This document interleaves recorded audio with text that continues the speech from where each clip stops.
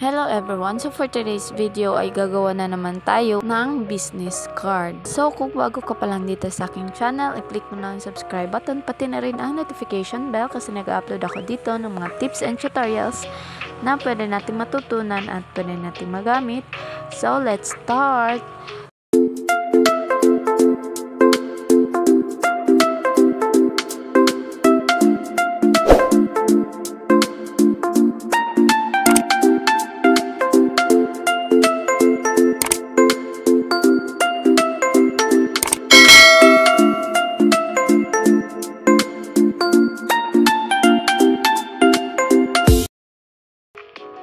So, ang una po natin gagawin ay pumunta lang tayo sa Play Store at i-install lang natin ang application na Canva. After ma-install, i-open lang po natin. Dito, isi-search lang po natin dito yung ating hinahanap. So, search lang po natin dito, business card.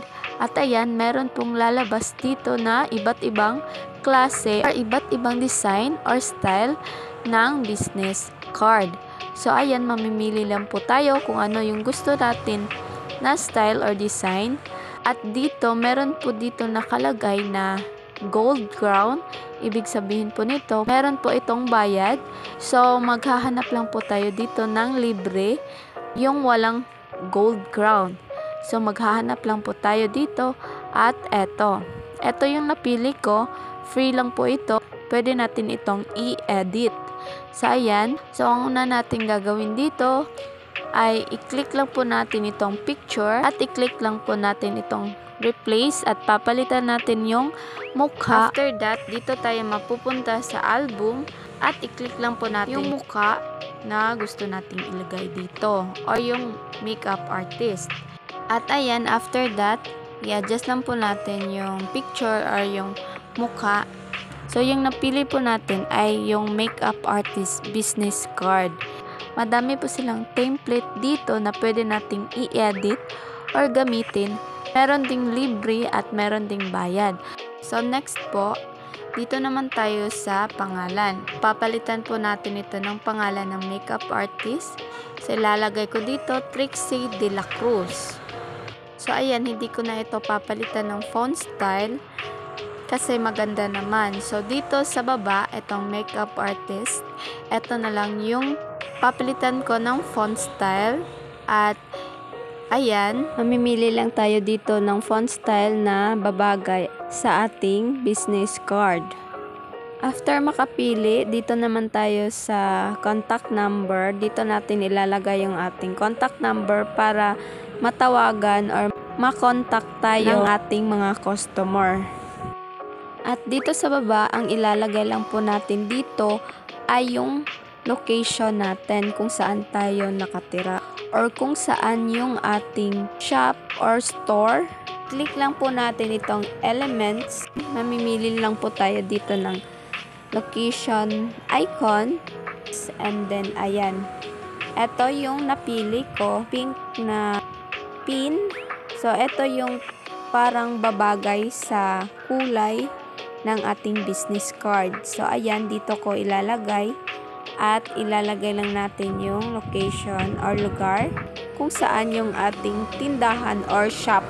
At ayan, after that, at dito naman sa pangatlo, so lalagyan ko pa ng duplicate. I-duplicate lang po natin itong style na ito.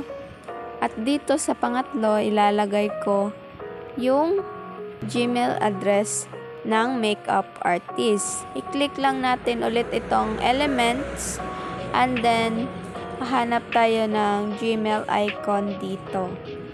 And then ayan, after makahanap, ilalagay natin yung ating Gmail address dito para makontak tayo ng ating mga customer.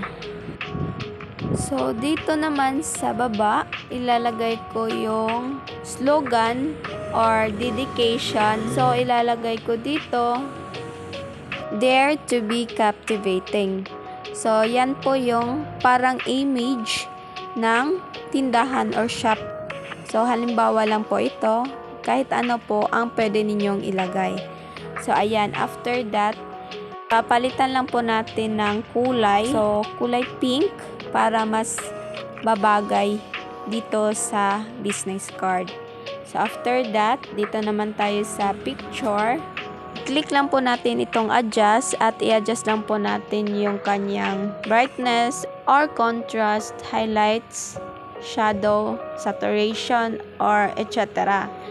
Yung mas babagay or mas magpapaganda sa larawan or picture ng makeup artist.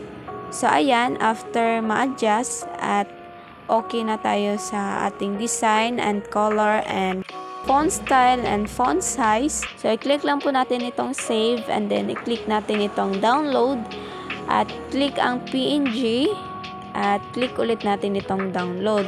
At hintayin lang po natin ito na ma-totally download ang ating business card. So, ayan, after that, tapos na po. Na-save na po yung ating business card.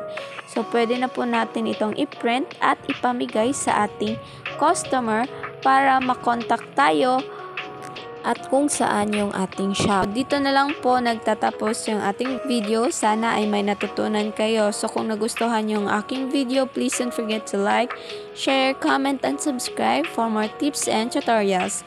Thank you for watching. God bless and bye-bye!